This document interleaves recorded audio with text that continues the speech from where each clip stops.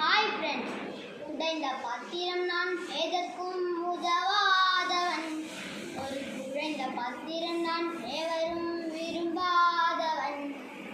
உயவன் கையில் விசையும் களிமண் போல, உயவன் கையில் விசையும் களிமண் போல.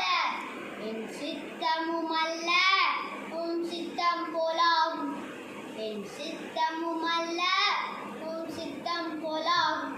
ஆமாங்க, நம்ம இன்னைக்கு இந்த வசனத்தை தான் பார்க்க போகிறோம். ஏசாயா 64:8. இப்போதும் கர்த்தாவே, நீர் எங்களின் பிதா, நாங்கள் களிமண், நீர் எங்களை உருவாக்குகிறவர், நாங்கள் அனைவரும் உங்களுடைய கரத்தின் கிரியை. அதாவது ஏசப்பாயின் மூலியமாக நம்மளுக்கு என்ன சொல்ல வர்றாருன்னா, நம்ம எல்லாம் களிமண். நம்ம ஏசப்பாயிட்டு களிமண்ணாக நினைச்சு ஒப்பு கொடுத்தோம்னா அவர் ஏசப்பா நம்மளை அழகான பாத்திரமாக உருவாக்க